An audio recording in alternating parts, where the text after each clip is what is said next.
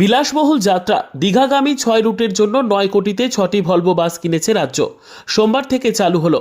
এবার আরও বিলাসবহুলভাবে কম খরচে পৌঁছে যান দীঘা। ইতিমধ্যে পর্যটকদের কথা মাথায় রেখে বাংলা নতুন বছরে 6 রুটের জন্য 9 কোটি টাকা ব্যয়ে 6টি বিলাসবহুল ভলভো বাস কিনেছে রাজ্য পরিবহন দফতরে।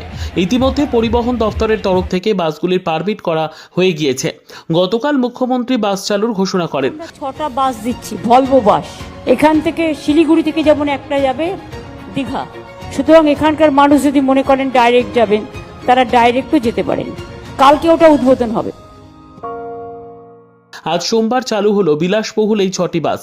পরিবহন দফতর সূত্রের খবর, বাসগুলি শিলিগুড়ি দীঘা, আলিপুরদুয়ার দীঘা, রায়গঞ্জ দীঘা, মালদা দীঘা, কোচবিহার দীঘা, জলপাইগুড়ি দীঘা এই 6টি রুটে চলবে। ইতিমধ্যে বেসরকারি সংস্থাগুলি ভলভো মডেলের বাস নামিয়ে পর্যটন কেন্দ্রগুলিতে ব্যাপক পরিমাণে লাভের মুখ দেখছে। বিশেষত ছুটির সময়গুলি পর্যটকেরা বিভিন্ন জায়গায় যাওয়ার জন্য ট্রেনের টিকিট পান না, ফলে অতিরিক্ত ভাড়া দিয়ে বেসরকারি সংস্থাগুলির বাসে করে যেতে হয় তাদের কথা মাথায় রেখে পরিবহন মন্ত্রী স্নেহাশিস চক্রবর্তী বেসরকারি বাসগুলির মতো 9600 সিসির বিলাসবহুল 6টি ভলভো বাস চালু করার সিদ্ধান্ত নেন। সেই মতো বাসগুলি পরিবহন দপ্তরের কাছে চলেও এসেছে।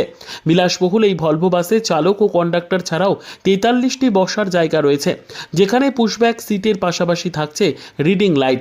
অনলাইন কিংবা অফলাইন দুভাবেই কাটা যাবে বাসের টিকিট। সরকারি এই বাসে বেসরকারি বাসের থেকে অন্তত 30 থেকে 40% কম ভাড়ায় যাতায়াত করতে পারবেন যাত্রীরা। ফলে ছুটির সময়গুলিতে দার্জিলিং কিংবা দীঘা যাওয়া আরও সহজলভ্য হলো পর্যটকদের কাছে। পরিবহন দপ্তরের কেনা বাসগুলিতে 1 বছর ওয়ারেন্টির পাশাপাশি থাকছে 6 লক্ষ কিলোমিটার ড্রাইভ লাইফ ওয়ারেন্টি। এছাড়াও বাসগুলি সম্পূর্ণভাবে শীততাপ নিয়ন্ত্রিত ভেন্টিলেশনের ব্যবস্থাও রয়েছে। দীঘায় জগন্নাথ মন্দির উদ্বোধন হচ্ছে, তাই কলকাতা থেকে দীঘা যাওয়ার জন্যও একটি বাস রাখার ভাবনা রয়েছে পরিবহন দফতরের।